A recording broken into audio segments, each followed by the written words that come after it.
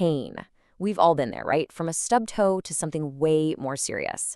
But what if I told you that pain isn't just a thing that happens to you? What if it's a signal that your brain can actually interpret and, get this, even control? Okay, let's dive into the surprising science of how your own mind can literally turn down the volume on pain.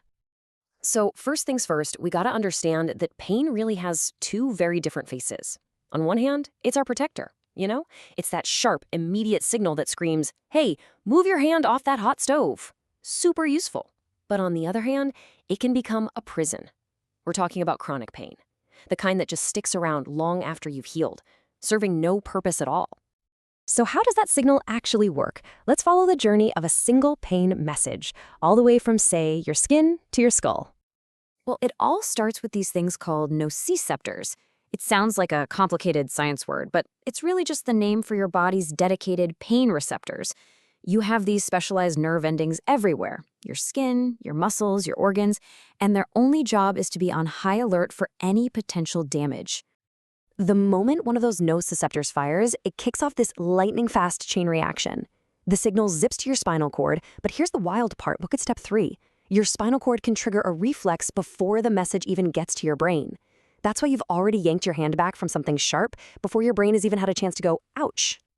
And have you ever wondered why you feel pain in two waves? That first quick, sharp sting and then a slower, throbbing ache that sets in? Well, that's because the signal travels on two different types of nerve fibers.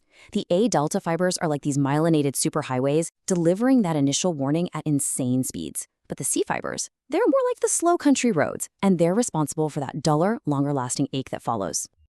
Okay, so we've got these signals racing up to the brain, but what if there was a way to stop them in their tracks? This brings us to a revolutionary idea that came out in 1965 called the gate control theory. And believe me, this was a total game changer. It proposed that your nervous system isn't just a passive wire for pain. It actually has a built-in volume knob. And that volume knob is a process in the spinal cord we call the pain gate. Now, this isn't a physical little door swinging open and shut. It's more like a neurological checkpoint where different nerve signals are all competing for attention. It can either swing open, letting all those pain signals flood through to the brain, or it can close, blocking them from ever getting there. And this is where it gets really interesting for us, because what we think and feel can actually influence that gate. Things like stress, anxiety, or just focusing on the pain can literally pry the gate open wider, making the pain feel even worse.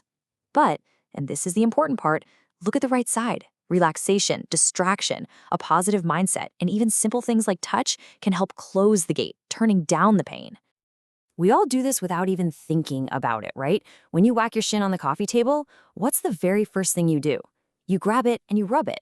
Well, that rubbing sends all these non-painful touch signals that basically crowd out the pain signals at that gate. It's a real traffic jam and the pain messages lose. That is the gate control theory in action. But at the end of the day, the brain is the boss. In extreme situations, it can just decide to slam that gate shut.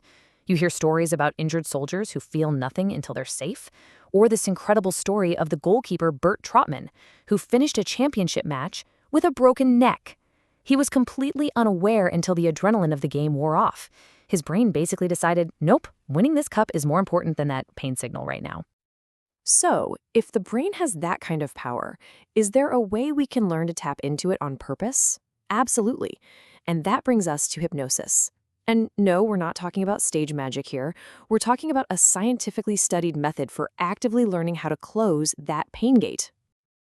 And the evidence for this is pretty amazing. Back in 2018, a study using actual brain scans showed that when someone is under hypnosis, the parts of their brain that perceive pain literally quiet down. We can see the activity decreasing, so this isn't just someone thinking it feels better. Something physically measurable is changing in their brain. And it works in the real world too. A study from 2015 found that when it came to actually reducing the intensity of chronic pain, self-hypnosis was more effective than 3 other common treatments. And that's huge, because it shows this isn't something that someone has to do to you, it's a skill you can learn and use on your own. So what's actually happening in the brain? Well, research suggests that the focused, deeply relaxed state of hypnosis is full of what we call theta brainwaves. You can just think of this as a brain state that's perfect for deep relaxation and learning. And it turns out, this specific brainwave pattern is directly linked with better pain control. You're basically changing your brain's operating system to handle those ouch signals in a new way. All right, so let's get practical. What are some of these mental tools you can actually start using to take control?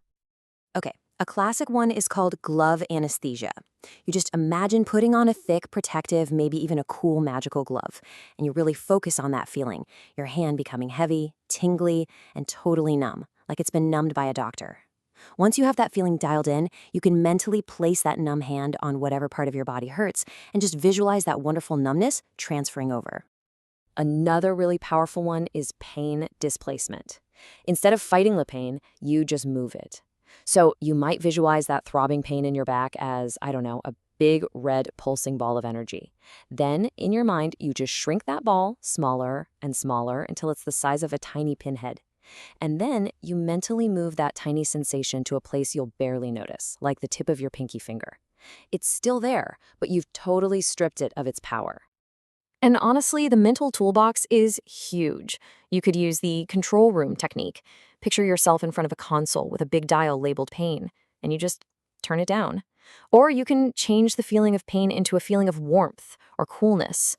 There are all these incredible techniques that are really just about reframing the whole experience.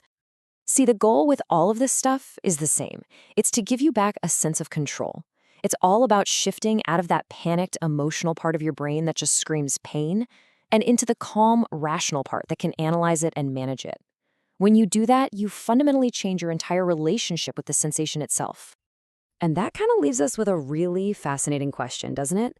We've just seen how incredibly powerful the mind is at creating, amplifying, or even getting rid of a negative sensation like pain. So, what does that say about its ability to create positive ones? If we can learn to turn down the bad, what's the real limit on our ability to turn up the good?